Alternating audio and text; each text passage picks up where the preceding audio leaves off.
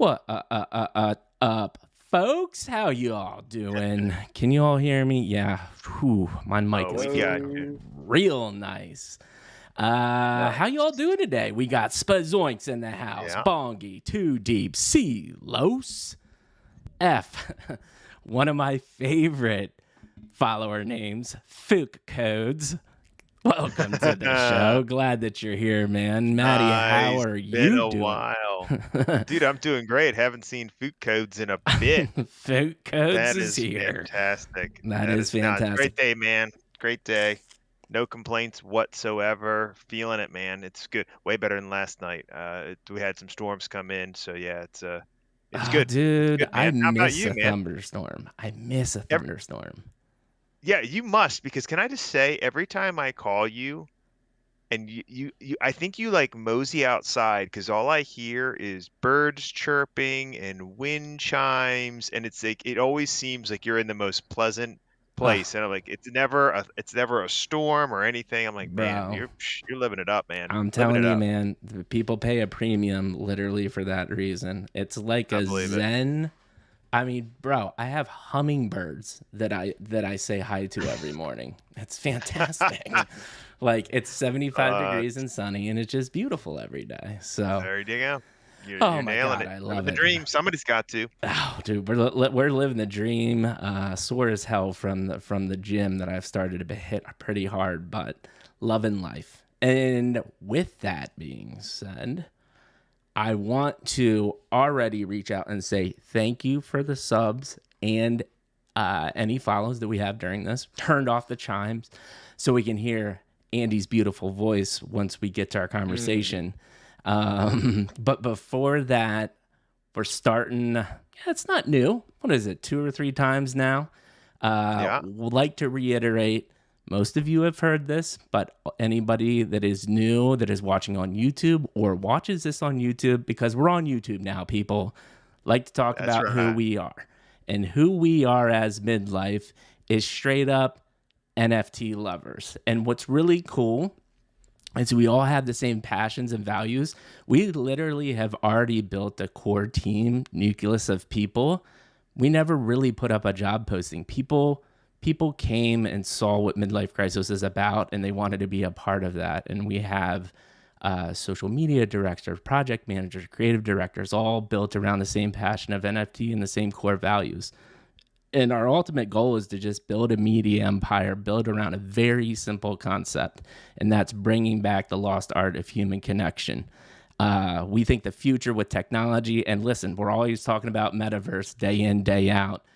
Less and less actual, genuine human connection is going to be happening, and we think that we thrive in that, and we think that we can bring that back to the Yep. space, and we'll continue to do that in the future. And in particular, AMA like this is a perfect example. You'll see that our AMAs are different than the typical shilly Twitter spaces out there. And we really would love for you to come by our Discord. It is now public. Stop by and say hi. And then where we going in the future, I'll just let you know. We're thinking about TikTok. We're going to NFT NYC. YouTube is starting to pop. And you're going to see our core team's Mhm. Twitters all in the chat right now. Please make sure to follow the core team because they're going to start pumping out content. And we're just going to build a genuine media and empire. And before I say hello to Andy, who is our esteemed guest today, got a couple fun little nuggets about Andy. One, at the age of 12, Andy, little did he know, was already flipping digital assets on the internet and had started a business. And what are we talking about now? NFTs, basically digital ownership, monetizing digital assets. He was already doing that at the age of 12, had the foresight that knew the internet and owning assets was going to be a thing. And then on top of that, dude has just been a serial entrepreneur his whole life. Started drop shipping stores, online shopping stores, and of course, just small social media platforms. Not a big deal. And with that being said, Andy, how are you doing, man? We're so excited to have you here. Hello, hello, hello. Thank you for having me. Really excited to be here. Thank you. Absolutely, man. So glad to have you here too. I know it's morning for you. You're a whole day ahead of us. Yeah, And yeah. thank you for working with the different time zones and differences. It's been a little back and forth in the chat because when you're awake, I'm asleep and vice versa. But we managed to get you here on time and told everybody when we were going to be at the right time. Uh, Yes, grateful for that. Thank you. Absolutely. Ox Van Damage, thanks for coming back. Good to see you, buddy. Oh, nice. Exactly. Exactly. And by the way, just to add some context to what Mike was saying there, because he was a little vague, right? He just said digital assets, and that could mean anything, especially now. But here's what's interesting to me. I thought I was kind of a big deal because I went to Sam's Club and bought Jolly Ranchers and then sold them to kids at school. Um, Andy took it to another level, right? He was playing video games and said, wait a second, I'm good at this. I can get the upgraded weapons, gear, stuff like that. My friends aren't good at this. And rather than have to put money out, like I did with Jolly Ranchers and make, at the end of the day, maybe make $12, he was like, Psh, I'm going to sell them the upgrades in this video game for real money. I love it. And that is the kind of mind you want, especially at 12 years old, to be thinking like that.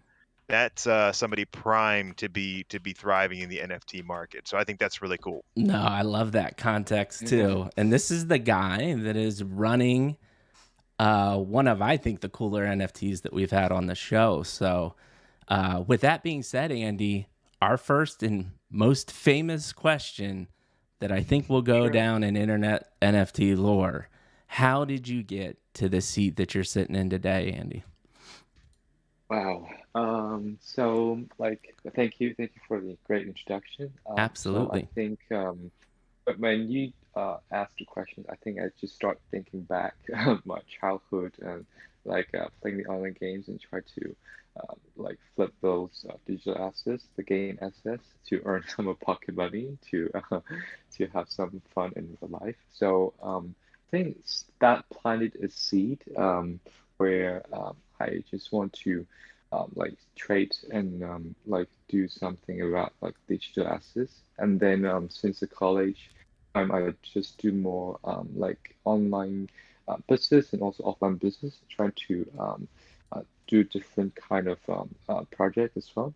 So and then so for now, when I think back since the childhood, I think it's a great opportunity here now. It's a great era to do everything, especially with the NFT. So what we're trying to do here is to make use of this technology and to make the whole game industry or even some the art industry to be more efficient and then to provide more innovative solutions here as well. So yeah, great to talk to you guys and excited to talk about my team and also the project and the roadmap, what we're trying to do here. Awesome. So, dude, I thank you so much for that background, but I'd love to just dive in a little bit deeper. So, you grew up, loved playing video games, right? What did you go to college for? And what did you end up studying first as you're trying to think about, man, I need to start, I need to do what everyone tells me to do. I need to go to college. I need to go to schools, either start a career in corporate world or start my own business. What did that part of your life look like? So for my college, I did also business. It's like marketing, accounting, this kind of expertise. Yeah. Yep. Yeah. So because I was always interested in um, doing a real business, so I just tried to equip myself with this kind of knowledge. Love it. Gotcha. And where did the desire for business? Because obviously, I mean, you were selling the video game stuff, but was that inspired Mm. by something? Are you from a family of business owners? Do you have No, no, no, parents or no. maybe family members that are entrepreneurs? What got you into entrepreneurship, as opposed to something else?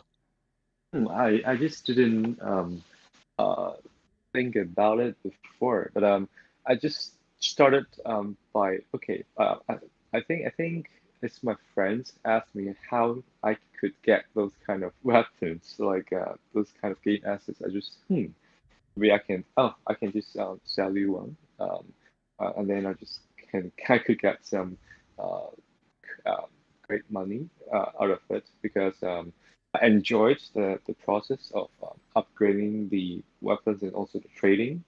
and then I can earn some money out of it. So maybe I can start doing more of that.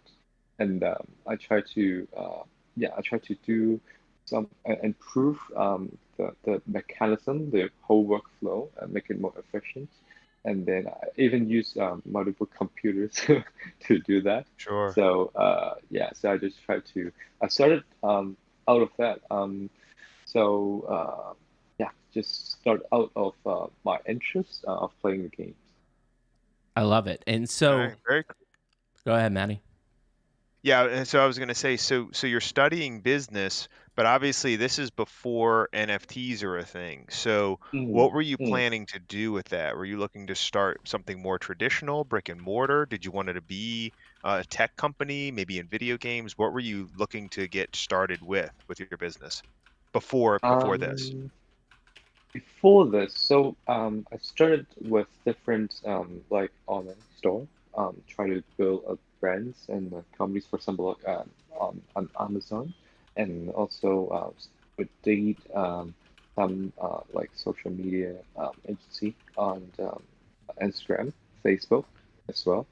So because we try to like see what like opportunity is, and also see what kind of innovations we can provide during that era. So we started different kind of things, and then but I think mostly the online business is uh, uh, more valuable, or more it's kind of easier to start for us because we didn't have much capital. So I think for the online store, for online business is where that we can actually provide values without much capital to start, and then we can start the snowball going to to grow the business larger and larger. Got it. Okay. All right. Yeah. So I love that. I And mean, I think what you're saying there, and how I read that. And sorry, my dog is deciding that it wants to hang out with me and scratch the door, so I had to let it in the room. But what I Okay. hear from that is like really bootstrapping, right? Like you realize, like, hey, Mm, I don't want to go into a ton of debt mm, to yeah. start a business, right? I know I can make mm, money, I can do it online easily, and I mm, don't need as much money to start. Can you mm. talk to kind of that experience? Do you think there are advantages or disadvantages to starting a business where you're kind of bootstrapping and not having to get as many loans to start a business? Do you have any thoughts around that? Yeah, I think the good thing is, of course, you don't need to have a lot of financial burden at the beginning, so it will be having a less pressure on your shoulder, so that you can try different things. And I think the good thing is that it's the mindset that you try to use different ways without much budget to start to grow your thing, Yeah. and then start to work with something that doesn't really scale first, and then try to work on the developer position, the core, the culture, and then the community. Um, while really small. Yeah. So what I think that was the good thing when you don't have much budget. It's about the mindset, like with the limitation, how you can make the best out of it. So I think that trained a great mindset during that time. Of course, the cons would be uh, when you found some kind of formula or some growth hacking um, method. If you would like to scale it into another level, um, you need some money still. Yeah. So Yeah. yeah, if Yeah. you have some more capital, you can scale it faster. But I think Sure. at that time it's still a good experience to learn, and then to start small, to start like growing under that kind of constraints and restrictions. No, that's awesome. And that's great feedback. And I hope people that are trying to think and start a business realize that, there's obviously not even business pros and cons to everything that you do. Did Mm, you mm, ever, through the businesses, that you had created, did you always bootstrap them, or were there points where you did kind of reach out to investors and kind of take on some additional capital so you could grow faster? We did. I think we like for some we got some angels. So and then we start Yeah. to make our own profit out of it. So we just try to grow in that sense. So we didn't really take much more capital because we still like to remain our control to become still remains the majority of shareholders of the company. So Yeah. we yeah, and then we start profit making, right? So we just don't want to dilute too much for that. So Right. but I think for angels, for investors, it's great to have someone who really trusts you, and then and trust your business, trust your person, trust your team, to start everything going, and then Yeah. and then at the same Our time, he or she can control. give you some valuable advice and also connections. So especially for connections, it would be great. Like you can, they can connect you with them so that you can have more business networks expanded to start your like Yeah. empire building easier.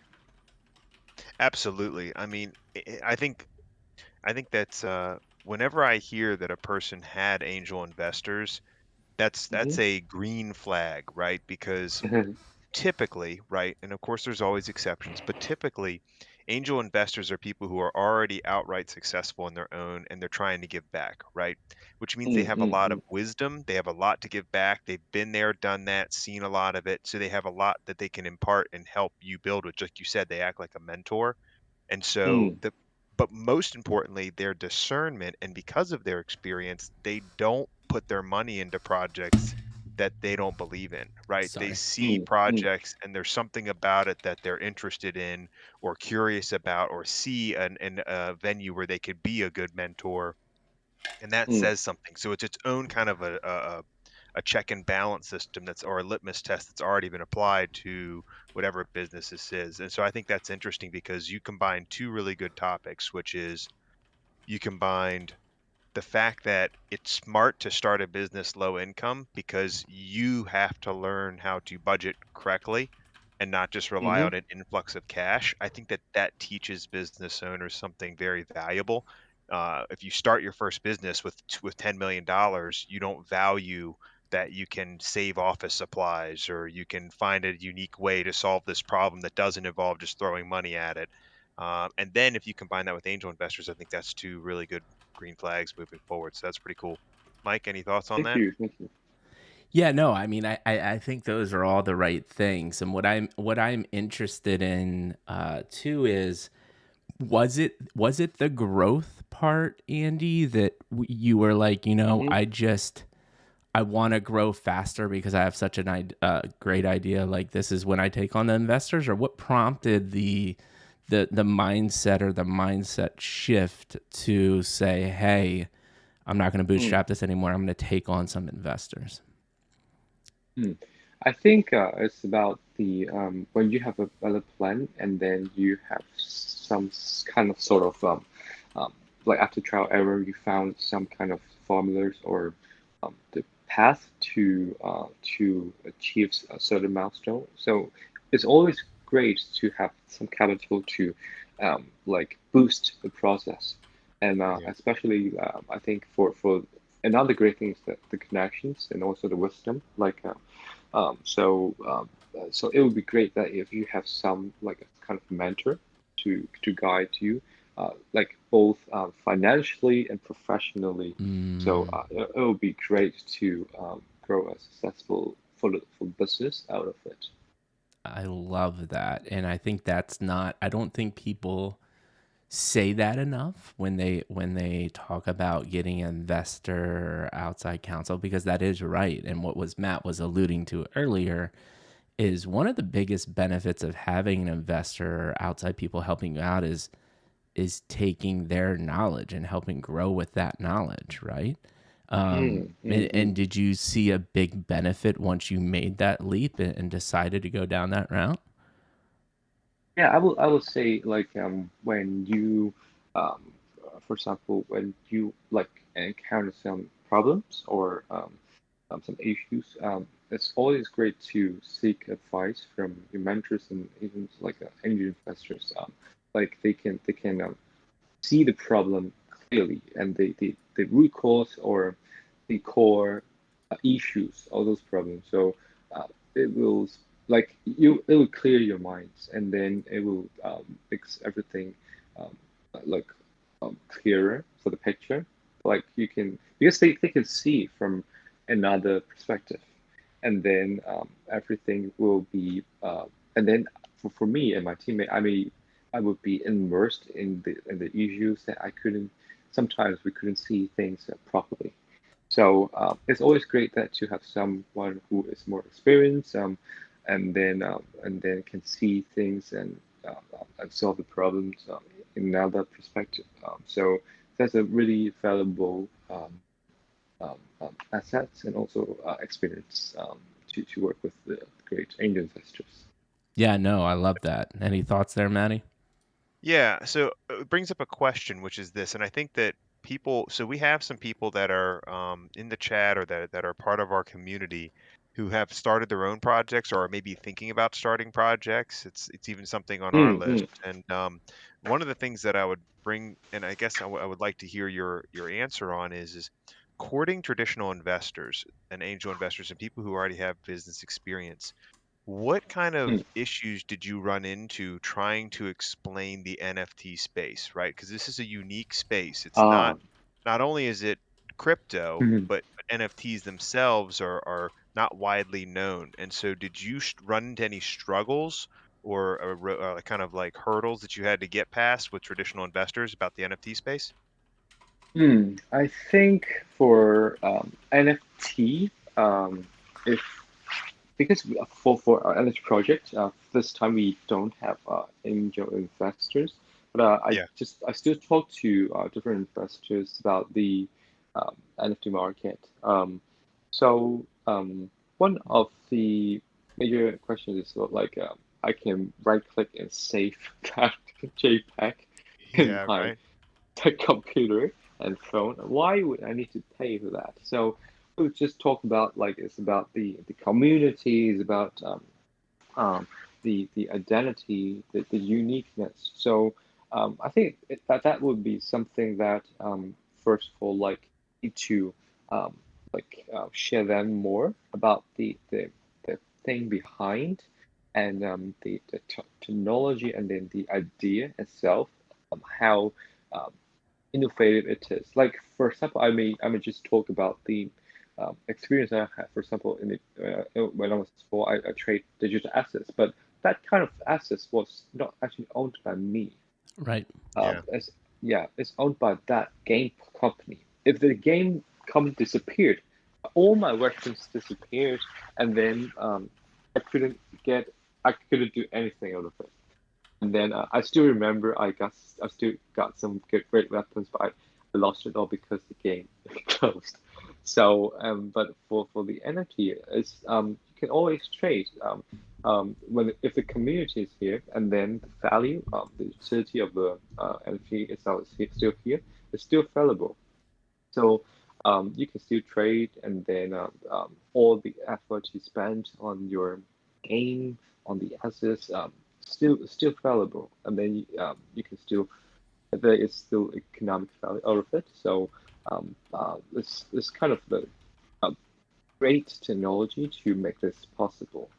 So just I'll just talk in different perspective, like depends on different target audience, like or what kind of thing they know as well. I even talked to my parents about NFTs, but they're not tech savvy at all. Yeah. Like they can Yeah. barely use their smartphone. But Yeah.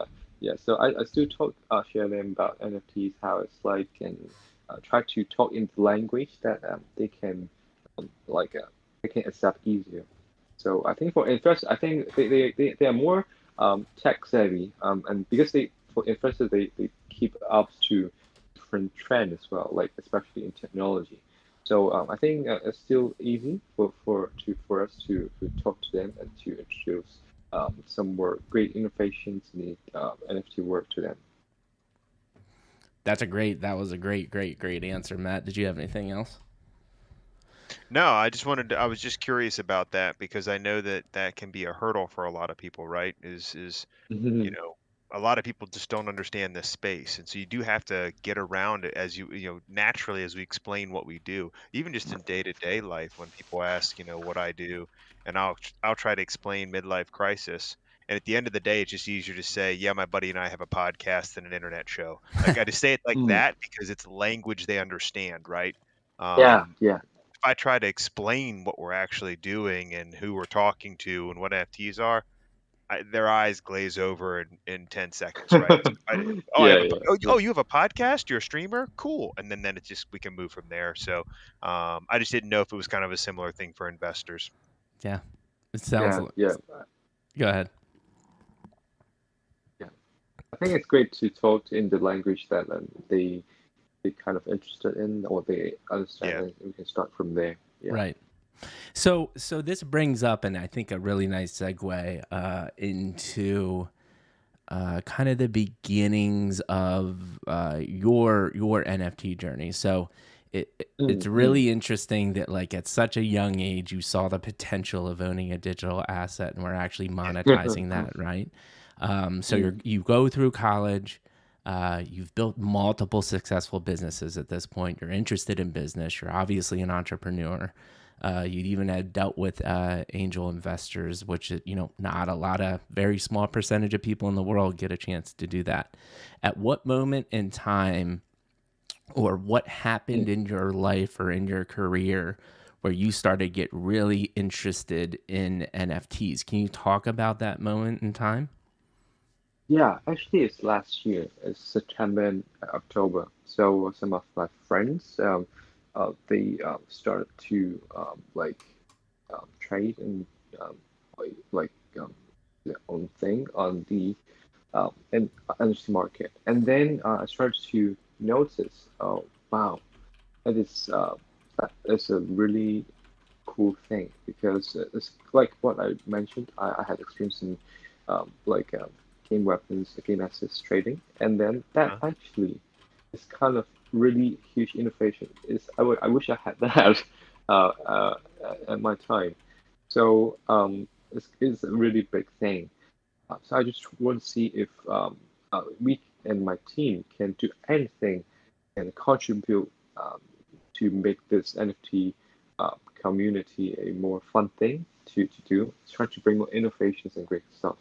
So we started to talk to uh, different investors and I mean different community members and see what we can do. So I think that's how we started to look into everything and then started the project. I love it. And so you got in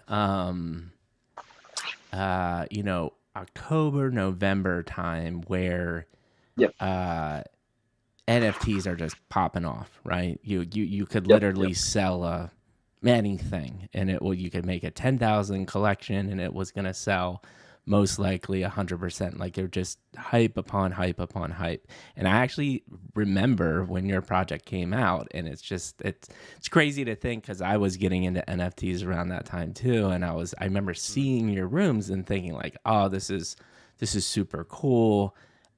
That kind of concept had started, but like you had done, very nice, clean 3D models. And I remember people getting like really excited about your project. So can you talk about that actually? And so you've talked about, you met your buddies. You're talking to your buddies, and you're like, "Hey, love to try the NFT thing because this is what I wish I would have had." Can you talk about kind of why ISO Room, which it started off and now Hmm. has evolved into ISO World? Where did that idea come from, and what did that process look like? Sure, sure. So we started to talk to many NFT investors, different community members, and see what kind of problems or needs they would like to have, what kind of projects they would like to see. So I just talked to them and asked them one by one. So we found Oh, that there's a common needs, yeah, that they would actually like to share and then show the NFT in a more interactive ways. So, oh wow, that was an interesting needs, and then we may be able to tap in that. So at that time, they can, of course, like they could do it on Cyber, they could do it on Central and other kind of like a 3D, like a big immersive environment. I was trying to see if there's anything you can still incorporate this kind of needs into some art, an NFT, or even an NFT itself. So Mhm. we tried to came up with ideas, and then we decided to move on with the isometric room. So because we would like to frame the idea that you can actually show and showcase your NFTs to your friends and families, like your home. It's like inviting your friends to your home that, oh, wow, that's really good painting. That's a really good art piece. So I would like to have like the excitement for you to share about the art, the NFT to your friends, just like at home. So we make an NFT itself called ISO Room, and then where you can actually showcase your another NFTs. So that's everything how we started the ISO Room, showcase your NFT like at your home, and that's our Genesis collections. Gratefully, we sold out all 3,000 collections in January, and for the public sale, it was sold out in 10 seconds. So really grateful for that.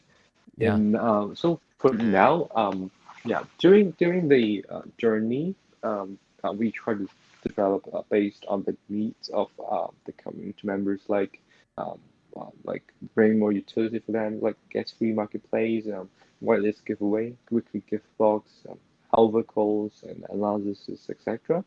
So besides this utility that I can share more later, we try to put the project in the directions that can bring some more excitement out of it, which is the gaming direction. So why we rebranded um, everything from ISO Room to ISO World?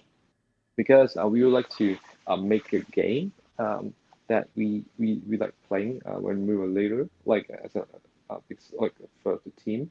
So we played SimCity, we played Skyline. So we like Mm-hmm. buildings, building your own land for your populations. So I think, oh wow, actually we can start everything from the room, from the house, and the land and the world. So we can start everything from there. So we try to make a Mm. game similar to SimCity, and but it is a much more simpler version, and we try to add some more social elements on it. For example, like attacking others so they can get more resources, and then or actually you can add like get connected with other players to earn more. So we try to add more social elements out of it to make it more fun and less technical because for the skyline and also the SimCity, you need to maybe a lot of calculations out of it, like balancing the RTR ratios, balancing demand or something. So we try to make it fun and try to provide the play to earn elements as well. So that's why we rebranded everything and then to play out our roadmap in a clear sense. So yeah, that's how we started and tried to put everything in the right directions. So I got a couple comments. One, you nailed it with SimCity because that's exactly what I think about when I see your artwork. So that you Thank did a you, good thank you, thank job you. trying to visualize playing that as you're growing up. But two, I actually want to go back a little bit because I think me being brand and marketing, like I'm very fascinated about how to get ideas. And I think you did something very Mm-hmm. smart Yes. by Good. interviewing people about what they want Mm, and NFT investors about what they wanted to see. So could you mm. talk about that like I'd love to know, like, did you do an online survey? How many people did you talk to? Like, could you walk us through that process? Because I think that's Wow, really I've interesting. talked to so Agreed. many people, so many people because I just joined different communities and then I talked to them about the art and what kind of things they like. I just talked to one by one on Discord, on Twitter, Wow. and hop on to different Twitter space. And I just want to get more ideas about the NFT community. And because at that time we know that it's a new technology, we know that it's a community behind. But I barely know like how it works, how like what kind of things they needed. So I just directly go to talk to them and see what we can do with that because we have the skills, we have the resources, we have great tech team, great design team. We just try to see what we can contribute. Yeah, we just don't want to do another BAYZ projects. We just want Right. to do another similar Yeah. like those existing project. We just want to bring some new thing, innovations, and new values, great values as well. So I just talk to them and see what they want to see, something exciting coming in the NFT community. So that's how we started. I love that. And so as that process is going, did you see yourself, because I find myself um evolving my questions over time, right? So, did you Mm-hmm. start off with like a set of base questions that you were interested in, or did you just have naturally Oh, organic conversations? Like, what did that look like? actually, yeah, I think it was like like organic questions like we talked about like what kind of energies they like, and then what like what kind of products like they like most, and Yeah. how they actually interact with the NFTs, how they share, Mm-hmm. how they like talk to other people about that, and just try to learn more about like how they showcase NFTs and see if we can do anything regarding that. And then when we came up with the ideas, I just talked to them. What do you think about this idea? What do you think about this idea? What do you think about this idea? Like and how Right. we can improve it? Like yeah, just try to make it evolve and try to like complete to make it a better idea um, out of the conversation, out of the engagement with them.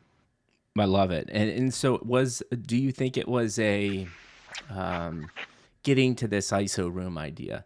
Was it Mm, kind of you taking a step back and then kind of gathering insights from all of your conversations, or do you what mhm. or was there a moment in time where you felt like the light bulb went off and you're like, aha, like this is it, like this is what we need to do? Mm. I think, of course, it's the aha moment was when our art team, because our artist, like one of our artists, is like likes doing this kind of like design, the interior design, the 3D modeling. So when we see that, oh wow, actually it could be a great idea to incorporate this problem statement, like and then like the demand that they can actually showcase the NFTs in a more interactive way. So hmm, maybe we can try that. So and then we try to make it, and then see if we can do it on the technical side because we needed what we are trying to do here is like when you can connect your wallet and then you can choose the NFT and then showcase your choose the NFT showcase in your ISO room and then you can render that room and then you can actually show on the social media and also the OpenSea. So we try to see if it's technically possible and then we tried it out, and then it turns out, yeah, we can do it actually. Um, so it's really, and then the process is really fun. So we just try to talk to people about this, and then start to grow our community out of it. I love it. I love it. And before I keep on going, Matt, because I got a bajillion questions, do you have anything Mm, to add in, Maddie? Just a quick one, right? Because we talked about Mike, you were reading my mind when you asked the question about asking people and really diving into like what questions were there, because that got me thinking about, how we survey people and basically like what polls can do. But ultimately, the simplicity of just simply asking a space what they need, right? And I mean, the mm. simplest form to make good money and be successful is to solve a problem and then charge for the answer, right? And so my question then, to go off of and piggyback off of Mikey's, is you did that for the Genesis collection. Since then, and moving to now, have you re-asked those questions and then evolved and changed what you're looking to do based on new answers? And I say that because we can all agree this space moves very quickly, right? And the desires that people have can fluctuate. It feels like on the week. I mean, even if you just polled people now versus 2 months ago, it'd be different. Is that something you're continuing to do and keep evolving, or is that something you did and then this is kind of a product of it? Yeah, we try to listen to our community members. So I think we discuss with them like what kind of directions and what kind of thing they would like to see out of the room, because we had a like brief idea on what we would like to do like at the beginning, like we started from the room, and then we would like to do the house and then the land and metaverse in the game. So Yeah, we had a brief idea when we started. But, like we try to keep evolve this idea based on the community comments and the feedback, the contributions. So we just try to build everything on top of and out of the community's ideas and contributions. So yeah, it's for them. It's built for them, and then we sure. try to yeah, because I think ultimately it's the community that we're really grateful for. And we started with nothing, try to build connections one by one, and then till now we have a really great community that we have more than 90% sticking rate with around 2,000 holders. So pretty grateful for that, and try to do more for them and see what we can contribute for them and also the NFT world as well. Love Gotcha. it. And did any of their responses surprise you? You mean like the ideas, Yeah, yeah. As they were just kind of giving ideas about what they wanted to see in the rooms. Did something maybe like kind of pop off a light bulb, or did anything surprise you, or maybe make you think of it a different way? Did that actually change the direction you guys were going based on that community feedback? I would say the main direction is more or less similar, because I think they like the idea that and the direction that we are going to. It's more like the like how we can do things like in a better way, like the art and also the game, um, the utilities and the gameplay, etc. They are really creative and then provide some more ideas on that and just try to make it more interesting and have fun to play. So yeah. Okay, cool. All right, Mike. I'm sorry. What'd you have there, man? So I'm really interested in this kind of so you got the market research, you decided to make a room, which I think is genius, right? You're like, I want a more interactive NFT where I can show off the NFT. Can you talk about the marketing and Mhm. just kind of the raising awareness about your project? Do you think you benefited from um, the NFTs being super hot at the time, or what was your strategy there? Knowing, hey, I did some research, I'm listening to my customer, I made something that I think they're interested in. Now, next steps is let's make it and raise some awareness. What did that look like? So for our marketing, and just of course we started to talk to different projects and then try to do some collaborations, and then to start promoting our project, and then at the same time we were trying to um, like do some long-term partnerships, like for example, like for our store, for other calls, even for a game in future. So we try to build more partnerships out of it, so we can have more connections in this NFT community, so that more people can know about us at the same time. So also we also do a lot of like we keep on building for our members, so that they are happy staying, and become a really great and loyal members to our project. So I think that's how they would like to spread the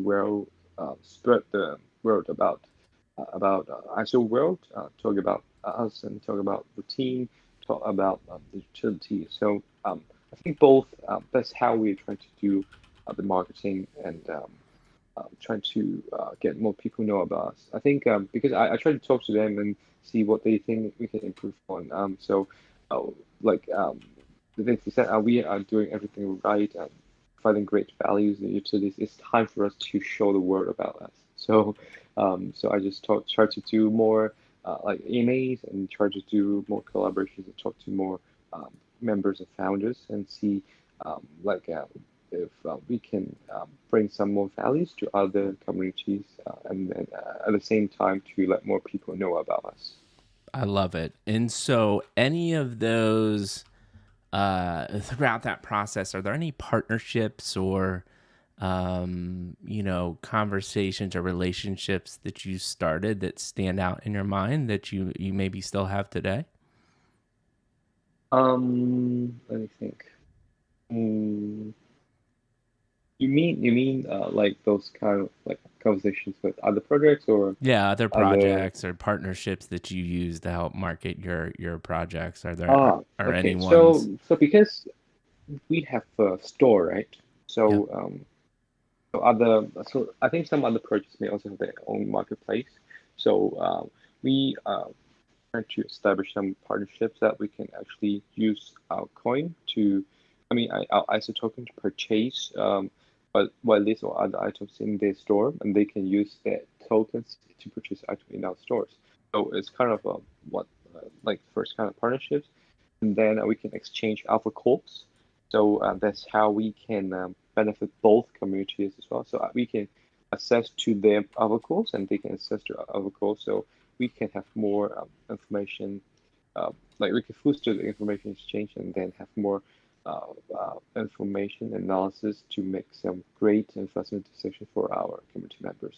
So, and then at the same time, we can, because we have the game, we can see what we can incorporate into the game, and then we can work some long-term things out of it. So basically, it is for now how we are trying to work with different communities and so far I think different communities are like they like different ways to work with us. So of course some are still discussing and then really exciting and grateful to work with them in the coming days and L- looking forward to have more partners. Love it. And do you have any, I mean, I know you love all of the partners equally, but do you have any specific relationships that you've really enjoyed or stick out in your mind?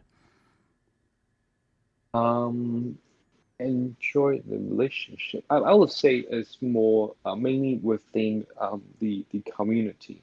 So we have Mm, really great community that they are yeah. really enthusiastic enough to volunteer to help the community out.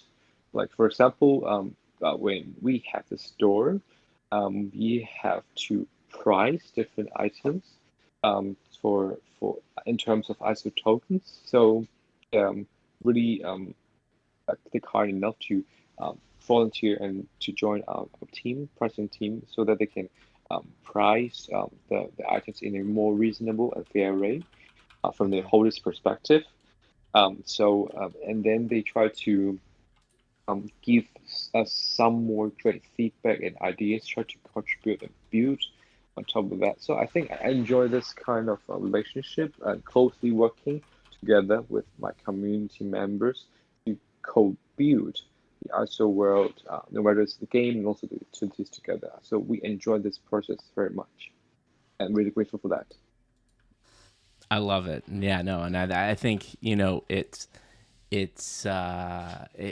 it's reassuring to hear you say community because we have talked Hmm. to so many founders at this point. I think Maddie and I were throwing around the number. I mean, it's well past 60 founders at this point. Wow. And all of them unanimously say how important, if not community, is the most important part of an NFT. Certainly So, anything beyond mint, certainly any longevity, it has to be community, right? Yep. Which is crucial. so I want to move on to now, right? So you minted in January. One of the things that I was really interested and excited, one of the many reasons to have you on and excited to talk about was you experienced building and thinking and creating about an NFT when NFTs were just crazy and popping off, right? Now we're obviously in a way different situation. Can you just talk about your perspective of being a founder and launching a project when NFTs were doing pretty well opposed to now and the differences and just walk us through that process? You mean the difference for the NFT market since January and for now? Yep. Yes. Let me think about it. So I think, of course, at that time, the market was much more better. Yeah. So it's kind of a bull market, and so different projects they can do well, and then it was really hyped, and then due to the economy, like the factors from the macro perspective. So I think so for the market now, it's still kind of yet to go back that kind of scale. But I think it's great time for some good projects to keep on building. So to deliver more values, to keep contributing back to the community. So I think it's kind of a good reset to the NFT market as well. Yeah, no, I think that right. And do you think that, and I would assume this is a yes, but I think more the question is going through being able to mint a project in January and now having to think about minting a project in this market. Do you feel more confident about, you've gone through this experience? How has that affected your decisions on the second mint? Like, what have you learned, and what are you applying from those learnings for your Gen 2 mint? Does that make sense? Yeah.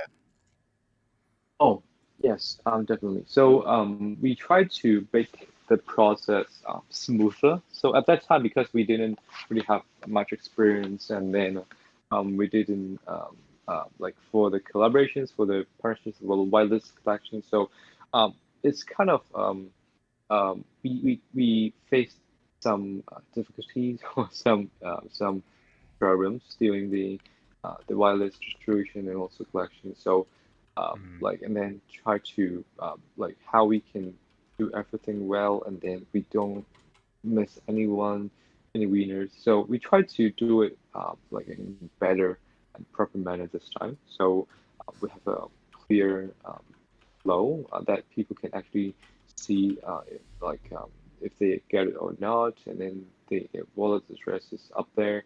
So we try to make it smoother and clearer and more transparent, more efficient in this sense.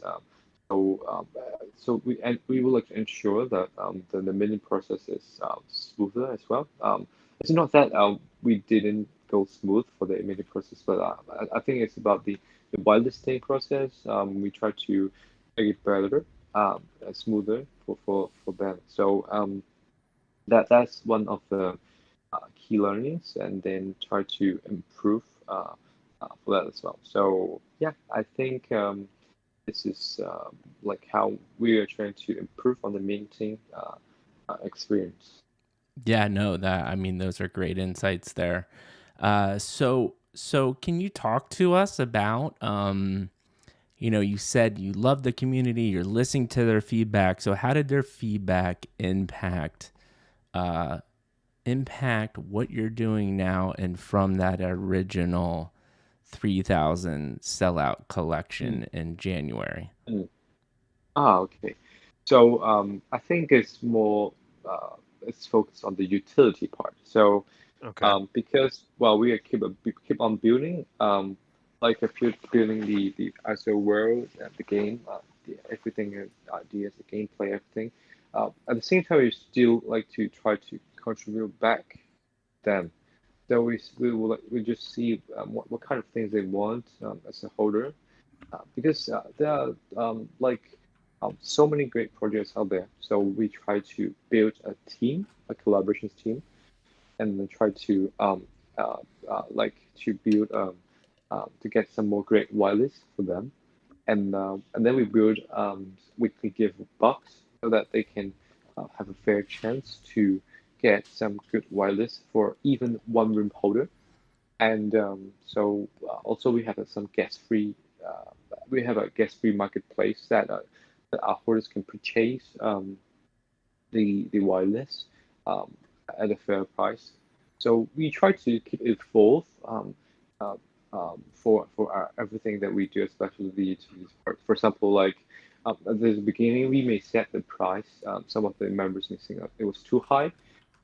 So we just try to listen to them and have the pricing team set up, and then try to have a fair price to still benefit those one room holders. So yeah, that's how we try to do everything based on the community members' needs and then the feedback. So really grateful for them, and then enjoy the process to growing with the whole community, and hopefully in the coming days we can also make some great contribution and like improvement for them, no matter it's on the game side, also the utility side.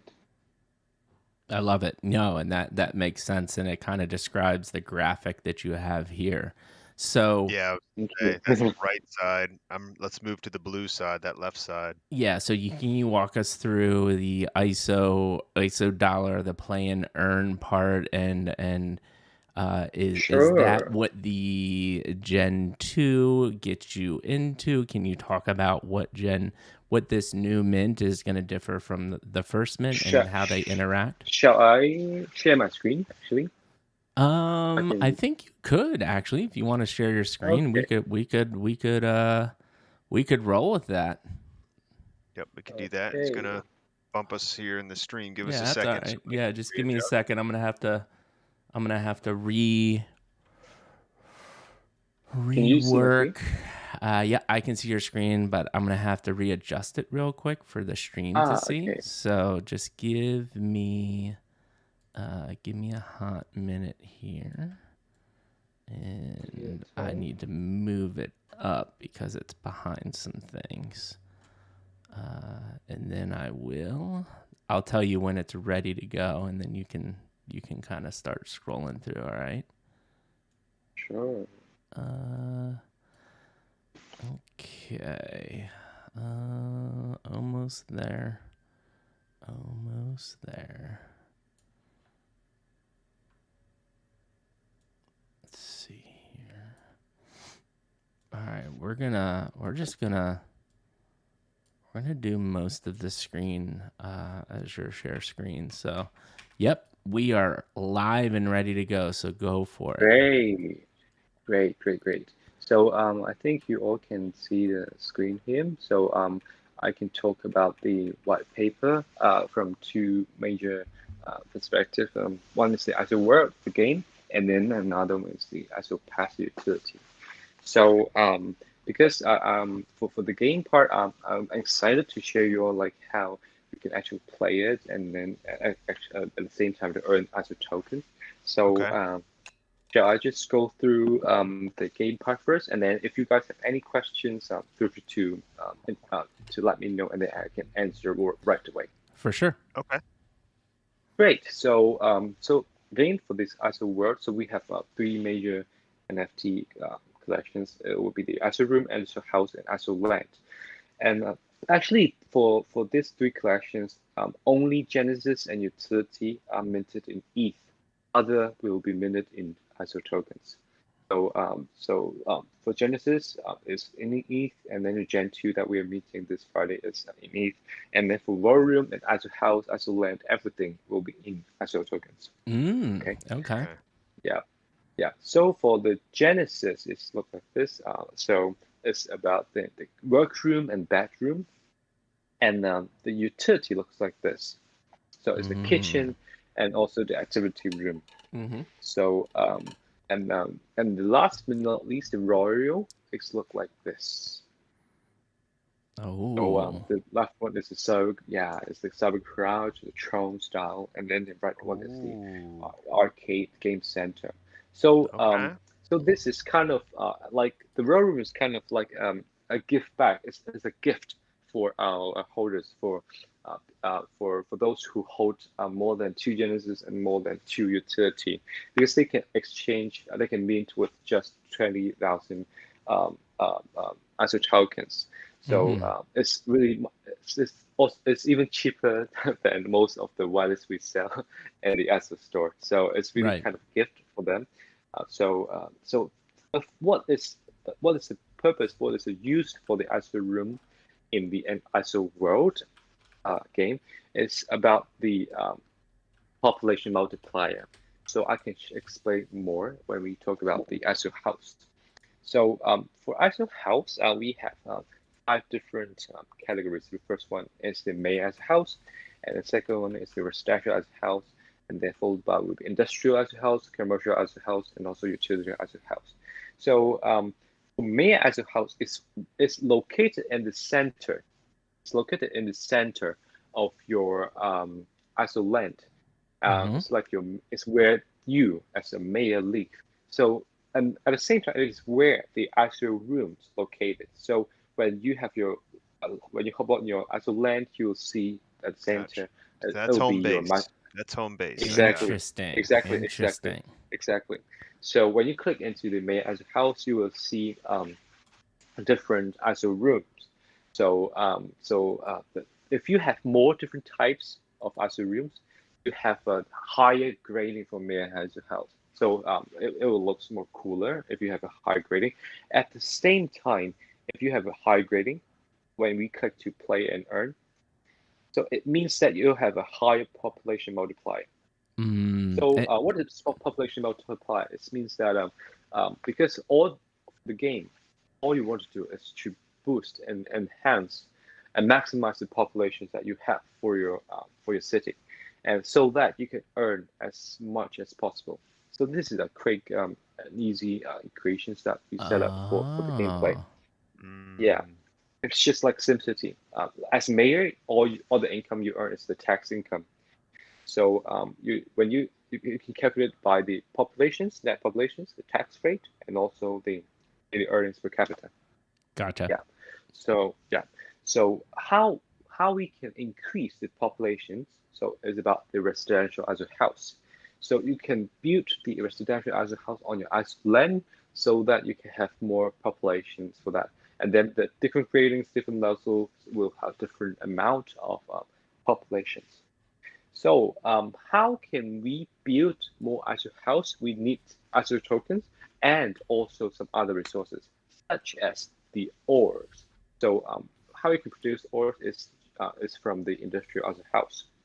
And and also you need diamonds, and which is produced from the commercial ISO house. So with the residential ISO house, industrial ISO house, and commercial ISO house, you can try to maximize the population of the 25 tiles on your ISO land. And that's the first gameplay, which is the build and earn part. Got it. So just to recap, because that was sure. Because I don't want to get too dense, because we just want to kind of graze over this. But basically, the main objective is to build population. There are metrics built in to reduce population, and the more you've invested in it, the larger a multiplier you'll get in your increase in population. Correct? Exactly. Okay. Exactly. Correct. Love it. Great. So that's the first gameplay, build and earn. Okay. Second gameplay is that you can actually attack and earn. So we have different disaster attacks. that you can purchase with different resources. So for example, I can attack my your island with the fire disaster, and then I can steal the properties, for example, like a certain amount of Azure tokens or a certain amount of ores, diamonds, etc.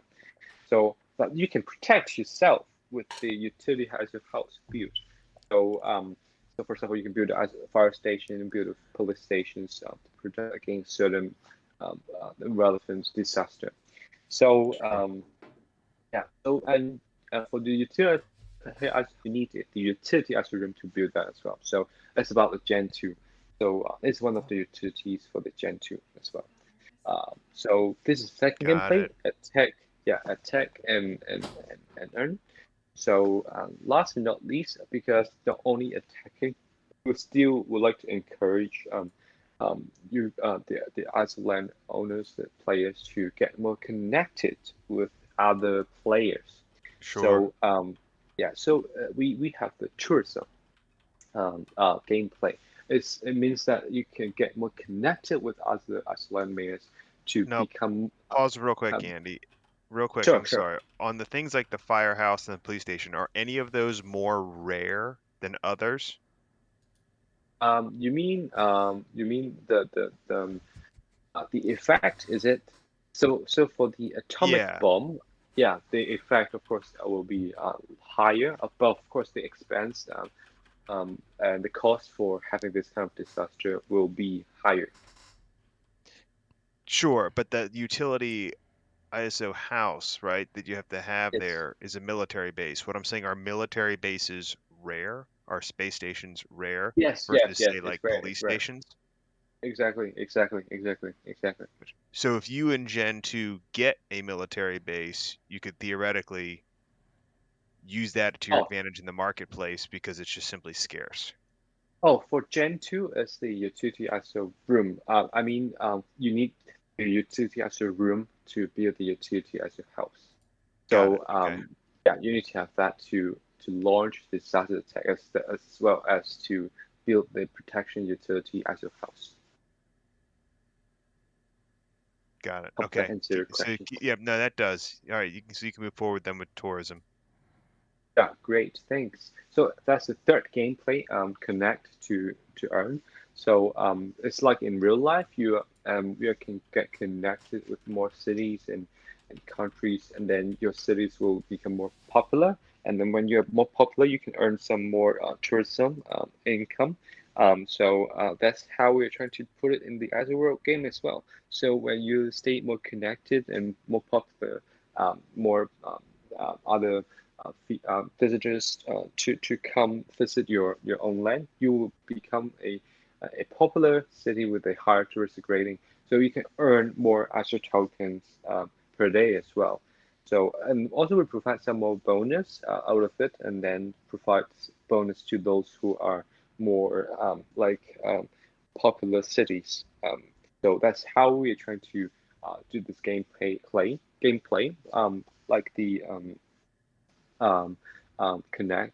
get connection with, and then to earn more Azure tokens. So again, let me quickly Got it. recap the three gameplays. The first one is the build and earn, and the second one is to attack and earn. Then third one is the connect and earn.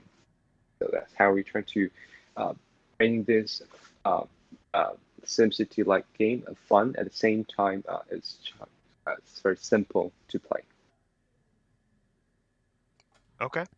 Good deal. And Great. all of this is happening in this, like, what's the time frame for all of these elements? Is this the next mint coming up? So for the Royal, so for utility, it's this week, 27th of May. For Mm, Royal Azure Room, it will be 1 month later. So you can exchange with Azure tokens. And then okay. for the game, it will include the house and also the land.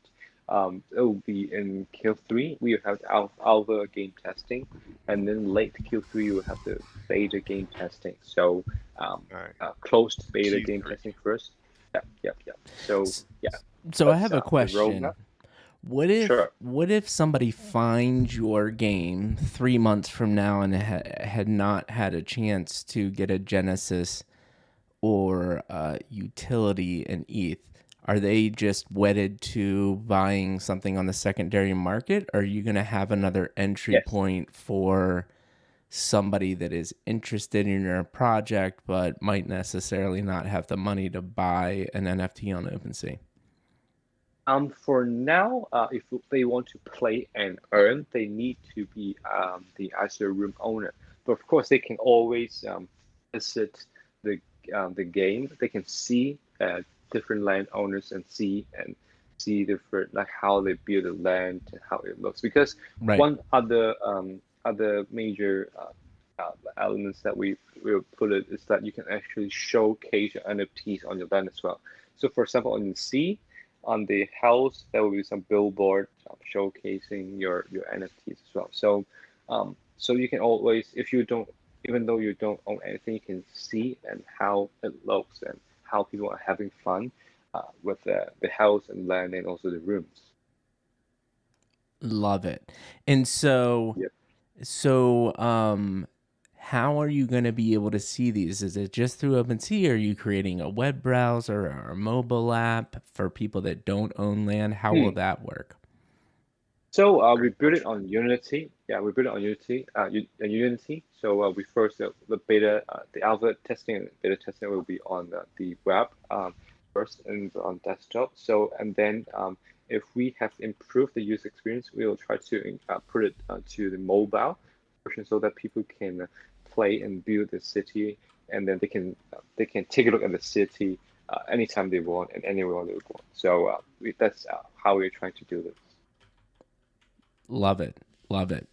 Anything else that you Thank want to you. cover in the white paper before I go back to our regular interview screen? I think it's about the utility part because after I talk about the ISO word, I think I can talk about the ISO pass, the utility. Yeah, I'd love to hear about that. Great. So ISO pass is it's not another NFT. It's just the brand we like to incorporate the utilities that we have for our holders. So for our ISO room holders, you can not only play the game but also enjoy the utilities that we provide. So we have two Twitter pages to talk about different things. The Twitter ISO World NFT is for the game, and the room, the ISO house, the land. And then for ISO Pass, it's about the utilities, for example, like store, the gift box, the album that we have. So the store is we have the guest-free store that you can actually shop with ISO tokens without any gas fee to get different whitelists. So that's the thing that I would like to emphasize. And then the second part is the gift box that we have a weekly gift box. You can even for one room holder for if you save up for 1 week, you can get a gold box, and then for every 5 gold box, you will like theoretically you will get a gold tier whitelist. So it's more like gold tier whitelist will include some hype projects like BBRC before, Mind Blown before, and some like the Just Ape projects. Yep. The Jikun Studio, that kind of hype projects. Mm-hmm. So it's more like for 1 month or 1.5 month. If you get a gold tier box, you will get the whitelist, even though you are just a one room holder. So that's the value we're trying to provide to our community members. So thirdly, we also have the alpha. So we have a great team, especially for our analyst Plummy. So he always provides great analysis for the market and also other course that our community member loves. Because I just try to talk to our community members and what they like and about our community. The alpha course is always one of them. So I just want to share you guys more about this. So we have our channel, which includes a summary for the alpha analysis. We do it on Twitter and also in the Discord, but we also have some exclusive channels for our holders to have more deep analysis for the alpha calls and also the discussion as well. So again, the Guest-free store, the Guest-free marketplace, and also the weekly gift box, and also last but not least, the Albert course is something that the utilities that our community loves, and then that's something that I would like to share with you guys. Awesome. Thank you, thank you, thank you. So, For any sure. questions for this? No, I mean, I think this No. is, and I actually do have one question. So Sure. I love this part of utility, but there are a lot of people doing similar things. Llamaverse, Kaiju. I'm sure Yep. Gajir, all of these projects are doing that. So do you think about that? Does that worry you, or do you think that your alpha and your opportunities are different than others? Can you talk to that a little bit?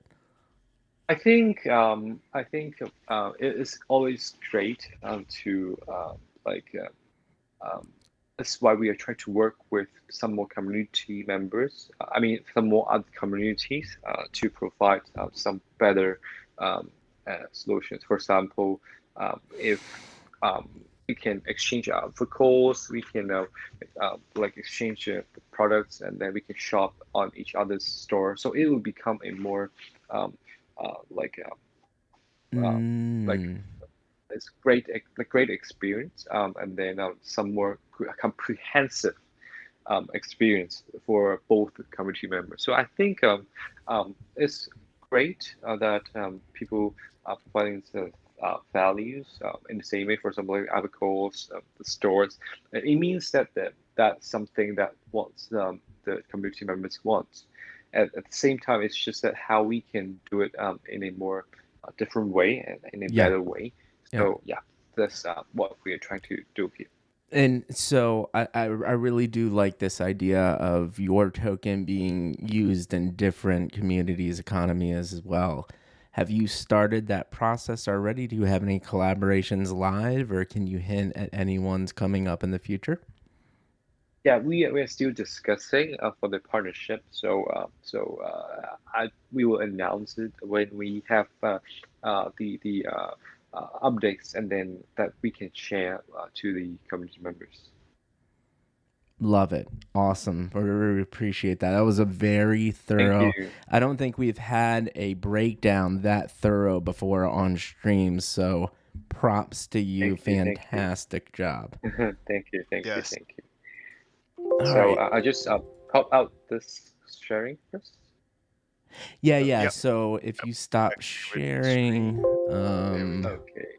I will be able to go back, and then I'm just gonna have to adjust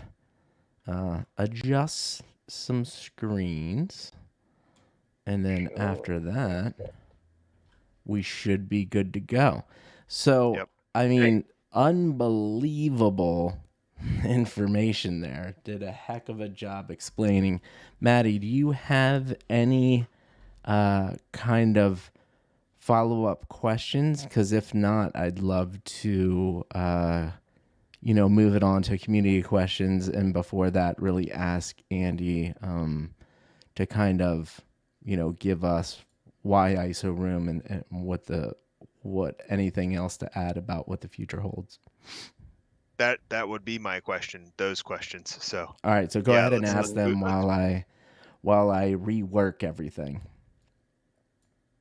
Okay. Well, so yeah, so let's do this. What in a short version, because people have been winning some pre-sale spots here during the stream. In a concise manner, what should they be most excited about in terms of this project and moving forward with this NFT? What are the, I Mm. guess, like the bullet points that you think are the best selling points for ISO Room, Mm. and now I moving on think to ISO for World? Yeah, thank you for asking. So I think for different kind of target audience will have different kind of needs. So I will talk about this from different target audience group. So for the because one of the groups of country members that would love us is about the interior design, and also the this NFT showcase utilities for the ISO room. So If you love the interior design, if you can see the great design that we have for the isometric room that we had for the Genesis ISO room, so you will see like for Genesis room and also the utility room, and also the utility room, which is the one that we are minting this Friday, and also the royal room coming next month. So it's like I really like the quality. I think many of our community members like the quality as well. So if you like the design of our art and also like the artwork, and also like the utility of showcasing your NFT inside your room. So yeah, our projects, our companies always welcome you. And secondly, for the another target audience, it would be the gamers, like who like to play some interesting games and also to earn some passive income. So as we are trying to roll out the game in Q3, this is the game that for you that you can actually build and earn. So if you like the SimCity game, the Skyline, it's a great one for you to make your own land that is to you, that belongs to you instead of the game owners. That it's you can own this game assets, whether this is the land, the house, and also the room, and you can earn income out of it as well. Don't only enjoy the process of building, and then you can enjoy the social elements like attacking others and connecting with others. At the same time, earn some like passive income with the ISO tokens. So that's the second group. And last but not least, as for the utility part, the art targets who love the alcores, also who love the like the gift box, the guest free marketplace, and this is for you as well. So because we provide some more ways, provide some more discounts, and also great some exclusive hours to our ISO room holders as well. So if you are one of this three groups that I mentioned, we always welcome you to join our family. Even though if you are not, you feel free to join us and have fun with us to discuss anything with our community members, no matter it's art, any projects, or the market, everything. Yeah. So yeah, really looking forward to having you guys joining our community. And see you around. I love the recap there. I really appreciate it. I mean, just Thank such you. thorough, detailed breakdown and information of the project. Do we have community questions? Or, I mean, I feel like Andy did a hell of a job. Yeah, you broke it down pretty well. Nobody had there are already people who expressed their excitement already and are excited Okay. about the project. Thank But I you. think Thank in you. terms of the major questions, we've gotten pretty good at making sure we hit the major bases in terms of that. But if there are any of you out there that are listening, if you have any other questions, please put them in chat now. And otherwise, we'll keep moving forward. Cool. Yeah, we'll give Feel free to them shoot me any questions. a Yeah, minute or pretty much two that's to it. ask, see if we get any more questions. But like I said, we did have questions, Annie. But you going through that white Thank you. paper, you answered most of them, Yeah, Thank you. you hit it pretty thoroughly, which is good. and I think Thank you. Thank you. people are getting super excited to win some pre-sale spots. And to clarify, right, this week is for the utility rooms, right? Yep. The giant two. And what is the collection size and mint price? 6,000. 6,000. The main price will be announced later today, but the range is around 0.06 to 0.12. It won't be crazy. So we'll announce it later today. Love it. Awesome.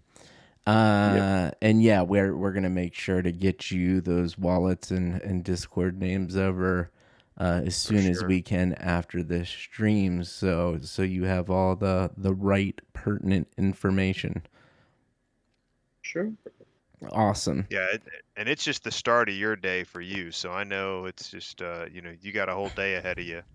And we do appreciate, by the way, coming in coming in early at post breakfast and and being able to chat Thank with us you. about this. Thank you. Thank you for having me. Really, really grateful for that. So, Mikey, Awesome. I say I mean, unless you have any other questions, I'd love to ask Andy kind of our question that we always like to ask our guests.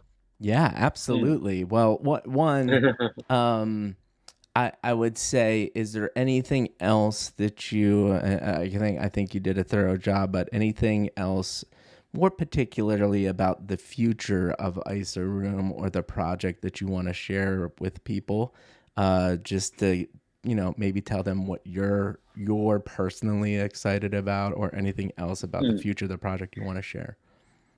Yeah, I just want to like you guys know. So this is the world that we would like to build and co-create with the community members and you all. So feel free to let us know what kind of ideas you have and how you would like us to build this together with you. So really excited for that. So can't wait to play the game. Love it. And yeah, so Yeah. with that being said, we kind of like to always wrap it up with one simple question, and that is, do you have any questions for us? And how do you think our conversation went? We hope you think it was a little bit different than your typical AMAs. Yeah, I think I really like the experience, like how you like how our discussion starts from my personal experience and then Hmm. since my childhood, and so that I can share some more about myself and also my team, and so why we are relevant to this NFT market and how we can contribute back to this NFT market and industry with our skill set. So really enjoy the experience and really love the energy from you guys and also from the community, and really, really grateful for that. And thank you so much for having me today. Oh man, I really appreciate it too. Maddie, Thank you. any closing comments for Andy? Yeah, I mean, listen, like I said, you woke up to be able to come on here, and we appreciate that. And it's difficult being able to break down a project in a short period of time and explain it in a way that's thorough and vetted that can get through the questions. So we appreciate you doing that for us. And I just wanted to Thank you. reiterate, I mean, listen, you had this vision a long time ago, right? When you were playing video games and realized that you could market the assets in the game, Mm, you already had this thought process there, and I think that that's fantastic because what you were doing was filling a need, right? This was something you yep. were good at, your friends were not as good at, and you could do that, right? However, there you didn't own those assets, and I think that again you looked at the NFT space and realized, all right, there's a void here. I love that you asked questions to the community and to other people who are other founders to find out what the space needed, and then you did it again, right? You filled it, and you said, okay, here's a gap, I can do that and monetize it. So I think that that's very well done. I think that it once again reiterates that we can keep it simple and just ask people what they want and they'll tell you, and it's amazing how profitable that can be. We don't always have to reinvent the wheel. If we solve problems, people are going to be interested in it, and so I think you're doing a great job. I'm very curious to see how this project moves forward, and I wish you all the Thank you. success. Thank you Yeah, so much. for Thank sure. you for having you all. Thank you. Thank you. And Andy, Yeah. Hope. I'll close it out too by saying, when I talked to you on the Mhm, phone for the short time that mhm. we did have, I could tell how passionate you were about your project. Thank you. I could tell that you Thank you. had, very sharp guy, knew that you were successful already. And, honestly, that I know you have a very genuine community too. And those are some of the biggest pieces to be successful in the NFT world. So I think you need to just keep on doing what you're doing, and Mhm. appreciate you taking the time, knowing you have a busy schedule, and the time zone's a totally day ahead, and we were able to make it happen. So man, I really appreciate you always welcome to pop into the Discord, and we'll definitely follow up with you in 3-4 months time to make sure that the project's going well, and maybe have invite you into the Discord, have a little more discussions about what the current state of the project is. So thank you so much for your time, man, and we hope you have a great day, and looking forward to the reveal of the mint price. Thank you for having me. Really enjoyed talking to you guys. So yeah, I'd love to share you guys more later. Thank you. Absolutely. And with that being said, peeps, we will not be back on Thursday. Mikey G is doing a surprise family trip. See his little nephew graduate first grade. Family first, folks. We all know this. So Maddie and team are going to be hosting our first massive event, Poker Night, Thursday night in the good old MLC Discord. Get freaking excited. Winners will... gambling degenerates. Come on out. Dude, I'm one of them. It's going to be Matty Mintz has got an analytical mind, and damn would I not want to play him in poker. But we love you all. We will be back next week with some more guests, but in the meantime, hop by the Discord, pay attention to our socials. We will be back sooner than later. Midlife crisis.